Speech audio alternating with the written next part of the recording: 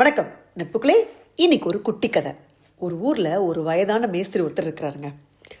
அவருக்கு வயசாயிடுச்சு இல்லையா, அதனால இனிமேலாவது ஓய்வு பெற்று குடும்பத்தோட நேரத்தை செலவழிக்கலாம் அப்படின்னு சொல்லிட்டு முடிவு பண்ணி முதலாளிகிட்ட போய் சொல்கிறாரு, நான் ஓய்வு பெற்றுக்கிறேன் அப்படின்னு சொல்லிட்டு. முதலாளி ரொம்ப வருத்தப்படுறாரு. என்கிட்ட நேர்மையாக வேலை பார்த்த கொஞ்சம் பேரில் ஒரு ஆள் நீங்கள், ரொம்ப முக்கியமான நபர் நீங்கள், என் கூட நிறைய வருஷமாக உழைச்சிட்ருக்கீங்க, உங்களை விடுறதுக்கு எனக்கு மனசே இல்லை. ஆனால் உங்களுக்கு உங்களுடைய குடும்பத்தோட நேரம் செலவு பண்ணணும் என்னால் புரிஞ்சுக்க முடியுது. நீங்கள் ஓய்வு எடுத்துக்கோங்க. ஆனால் அதுக்கு முன்னாடி எனக்கு கடைசியாக ஒரு வீடு மாத்திரம் கட்டி கொடுக்குறீங்களா அப்படின்னு கேட்குறாரு. இந்த மேஸ்திரி யோசிக்கிறாரு, என்ன பண்ணுறதுன்னு தெரில. அடடா, ஓய்வு பெறலாம் நினைக்கும் போது முதலாளி இப்படி சொல்கிறாரே அப்படின்னு சொல்லிட்டு மனசே இல்லை. இருந்தாலும் சரி உங்களுக்காக பண்ணுறேன் அப்படின்னு சொல்லிட்டு அந்த கடைசியாக ஒரு வீடை கட்டுறதுக்கு ஒத்துக்கிறாரு. வீடு கட்ட ஆரம்பிக்கிறாரு.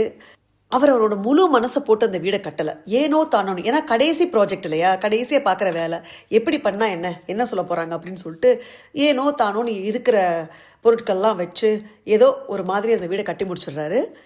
அந்த வீட்டை கட்டி முடிச்சதுக்கப்புறமா முதலாளிக்கிட்ட அந்த சாவியை போய் ஒப்படைக்கிற நாள் வந்துருச்சு. முதலாளி வராரு. வீட்டை போய் பார்வையிடலாம் வாங்கன்னு சொல்லிட்டு போய் பார்க்குறாங்க. எல்லாத்தையும் பார்த்துட்டு நல்லா கட்டியிருக்கீங்க அப்படின்னு சொல்லிட்டு சாவியை முதலாளிகிட்ட கொடுக்க போகிறாரு. அப்போது அந்த முதலாளி சொல்கிறாரு, ஐயா இல்லை, இது உங்களுக்கு. நீங்கள் இன்றைக்கி நம்ம நிறுவனத்துலேருந்து ஓய்வு பெற்றீங்க. இவ்வளோ காலம் நீங்கள் உண்மையாக நமக்காக உழைச்சிருக்கீங்க. உங்களோட உழைப்பை பாராட்டி இந்த வீட்டை, நீங்கள் கடைசியாக கட்டின இந்த வீட்டை உங்கள் பேர்லேயே கொடுத்துட்றேன், வச்சுக்கோங்க அப்படின்னு சொல்லிட்டு அந்த சாவியை அவர் கையில் கொடுத்துட்டாராம்.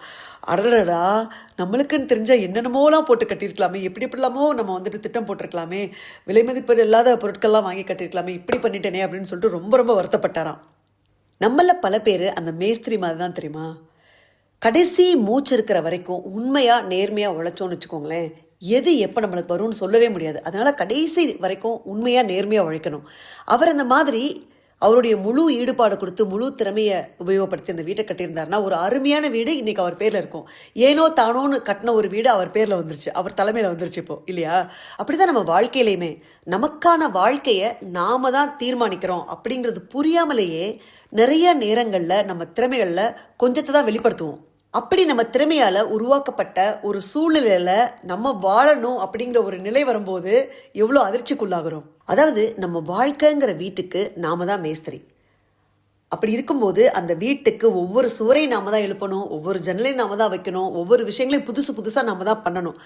அதை எப்பயும் போல நேர்த்தியா திறமையா பண்ணோன்னு வச்சுக்கோங்களேன், எந்த ஒரு வேலை திருப்பு முனையை கொடுக்கும் அப்படின்னு சொல்லிட்டு நம்மளால சொல்ல முடியாது. ஆகவே நட்புக்களே, வாழ்க்கை வாழ்வதற்கே எடுத்து வைக்கிற ஒவ்வொரு அடியையும் நேர்த்தியா எடுத்து வச்சு ஒரு உன்னதமான வாழ்வை அடைந்து வாழ்ந்துதான் பார்ப்போமே. நன்றி, வணக்கம்.